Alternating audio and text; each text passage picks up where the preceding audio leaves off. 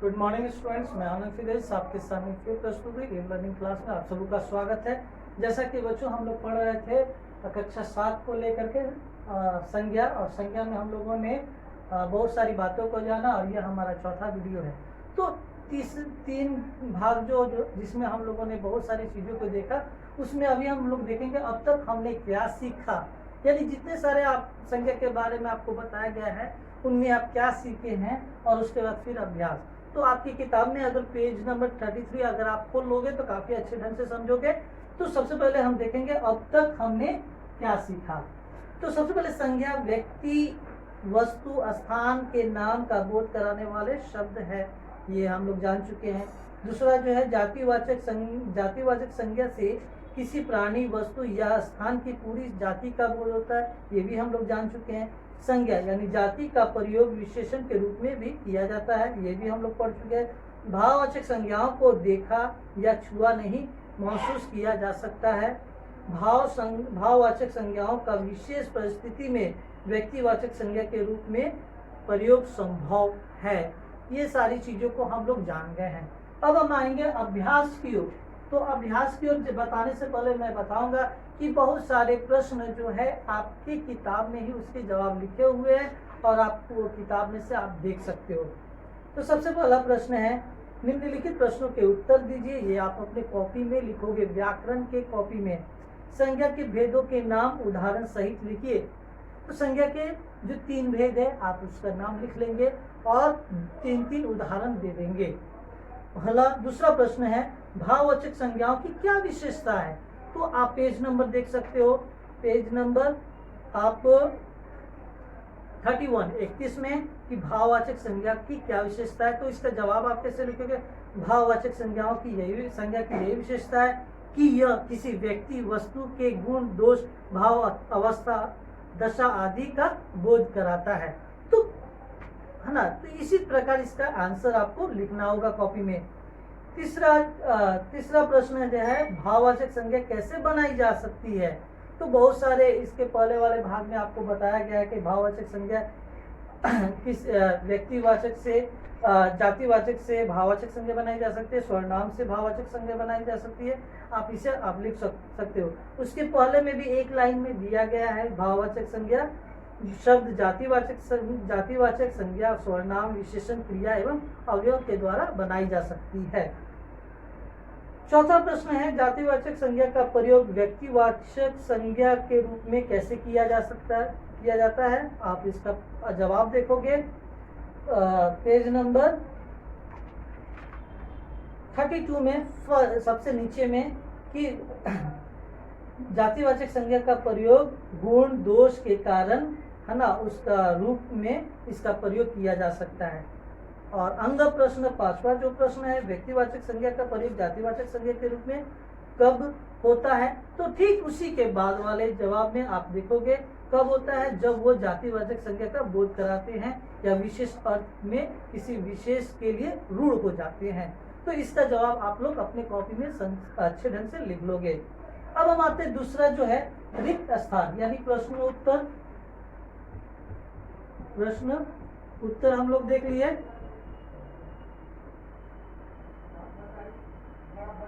प्रश्न उत्तर हम लोग देख लिए। अब हम आते हैं खाली स्थान। फर्स्ट खत्म हो गया, सेकेंड जो है रिक्त स्थान को भरे। तो पहला जो है, माधुरी की डैश ने आपको बचा लिया। तो माधुरी की चतुराई ने आपको बचा लिया। ऐसे बच्चे आप ध्यान दोगे कि अगर वाक्य को सही ढंग से पढ़ोगे तो उसके जो सांकेतिक शब्द जो है ऊपर दिए गए हैं। एक और, डैश को कभी कमजोर मत समझो, यानी किसको, डैश को, दुश्मन को कभी कमजोर मत समझो, ऊपर में दिया गया है। मैं बहुत कम बताऊंगा, आप उसे पूरा करोगे। भाई का डैश देखकर लाला जी गदगद हो गए। तो भाई का अपनापन देखकर लाला जी गदगद हो गए। 3 मैं आपके लिए छोड़ता हूँ, आप जरूर देख करके उसे बनाएंगे। तीसरा जो है, ये शब्द जातिवाचक है, व्यक्तिवाचक या भाववाचक। आपको बताना है ये कौन कौन से शब्द है, और यह जातिवाचक शब्द है, यह भाववाचक या व्यक्तिवाचक। तो एक तरफ का जो आप देखोगे किताब में, तो एक साइड का मैं बता रहा हूँ, दूसरे साइड का आप खुद से ढूंढ करके आप उसे लिख सकते हो। तो फूल यहाँ पे जातिवाचक संज्ञा या जातिवाचक सिर्फ लिख सकते हो। ममता भाव, भाववाचक। दुश्मनी भाववाचक। राष्ट्र जातिवाचक। लड़ाई भाववाचक। और कमल जातिवाचक। यहाँ पर देखेंगे चौथा प्रश्न। चौथा प्रश्न में हम देखेंगे कि दी गई भाववाचक संज्ञा किन शब्दों से बनी है या लिखी हुई है। एक तरफ का मैं बता रहा हूँ, बाकी आप बनाओगे दूसरी तरफ का। जागरण से। और इसके सारे जवाब जो है आपकी किताब में, जो मैंने तीसरे भाग में पढ़ाया है, उसमें आपको मिल जाएंगे। जैसे जागरण का जागना से बना हुआ, जागना शब्द से बना हुआ है जागरण। अहंकार अहम से मिलकर बना हुआ है। समीप्य समीप से मिलकर बना हुआ है।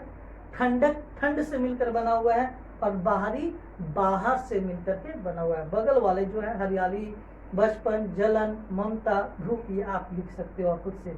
बच्चों पांचवा प्रश्न में आते हैं। निम्नलिखित वाक्यों में रंगीन शब्दों की भाववाचक संज्ञा में वाक्य बनाएंगे। तो भाववाचक संज्ञा में आपको वाक्य बनाना है। तो मैं इसका भाववाचक बताता हूँ। जैसे बूढ़ा लाठी टेकता हुआ गया, तो बुढ़ापा लाठी टेकता हुआ गया। हंसना का क्या हो जाएगा, हंसी। व्यक्ति का व्यक्तित्व। सच्चा का सच्चाई। और आलसी का आलस्य। आप इनसे वाक्य को परिणत करते हुए बनाओगे, यानी वाक्य के रूप में इसे लिखोगे। अब हम आते बहुविकल्पीय प्रश्न। बच्चों आपको मालूम ही होगा कि आपके फर्स्ट टेस्ट में आपको ज्यादातर बहुवैकल्पिक प्रश्न ही आए थे, तो ये भी ध्यान में रखेंगे और इसे अपने आगे एग्जाम के लिए तैयार भी रहोगे। जैसे पहला जो है जातिवाचक संज्ञा शब्द चुनिए। शिशु, चतुर, सुंदर, थकना। तो यहाँ पर जो शब्दों का शिशु होगा। स्वत्व या भाववाचक संज्ञा का मूल शब्द है किसका, तो स्वर्णाम का। स्वर्णाम का मूल शब्द है। ग प्रश्न है, किस शब्द से भाववाचक संज्ञा नहीं बनेगी। तो आपको लिखना पड़ेगा ताजमहल। ताजमहल आपको बहुत सारे शब्द दिए गए, सफेद, ठग, जीतना और ताजमहल। तो ताजमहल से कोई भी भाववाचक संज्ञा नहीं बनेगी। महात्मा गांधी के लिए संज्ञा वेद है। प्रश्न है जातिवाचक संज्ञा है कि व्यक्तिवाचक संज्ञा की भाववाचक या समूहवाचक। तो आप किसमें टिक लगाओगे, व्यक्तिवाचक संज्ञा में। बच्चों ध्यान में रखोगे जितने सारे प्रश्न दिए गए हैं उस प्रश्न को आप लोग अपने कॉपी में लिख लोगे। प्रश्न गतिविधि आप ढूंढोगे और उसको लिखना शुरू करोगे। तो आपका होमवर्क यही रहेगा,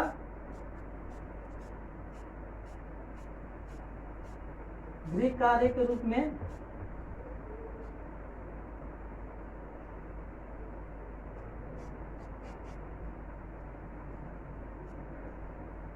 किताब में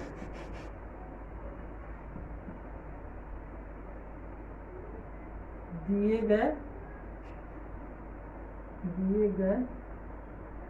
सभी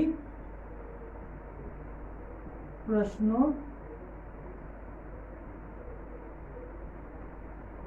के उत्तर लिखे। किताब में जितने सारे प्रश्न हैं भरने वाले हैं उससे आप भरिए और जो भी प्रश्न उत्तर है उससे आप पूरा कीजिए।